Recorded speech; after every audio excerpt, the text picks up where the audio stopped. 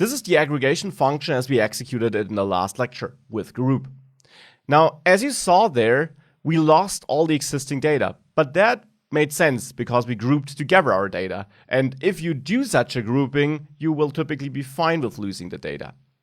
Now, of course, when we ran that method here, when we ran our pipeline like this, what we got was a bunch of outputs in a totally unsorted order. Of course, we can also sort. And now here is already something where you see the advantage of the aggregation pipeline. You can sort at any place here, of course, but we probably want to sort by total persons now.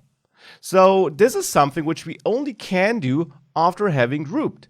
We can't run the sort on our input data because that will just be the person documents. And there we can sort on things like the age and so on, but we can't sort on the amount of persons in a state because that is a result we only derived here.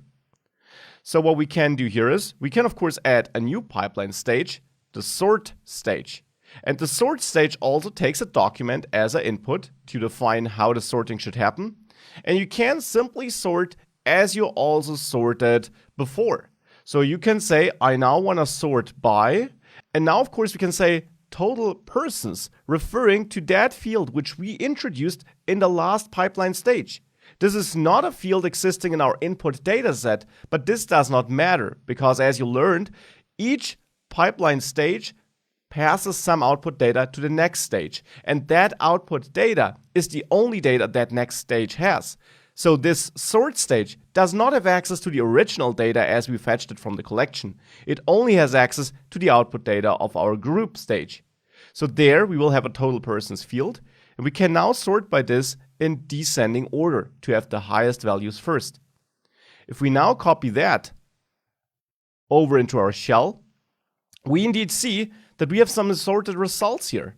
So you see we got a bunch of results. That is the first one with 33 persons in this state. Then we got 22 persons in this state.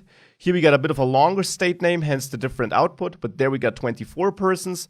So this looks all right to me. We see the sorting works. And the interesting thing here really is that the sorting was done on the output of our previous stage. So on the output of the group stage. And I hope this already shows you that you have a lot of power with these tools already, because this is essentially a kind of operation we couldn't do with the normal find method, because there we can't group and then sort on the result of our group. We would have to do that in the client-side code with just find. Well, with aggregate, we can run it on the MongoDB server and then simply get back the data in the client that we need in our client to work with.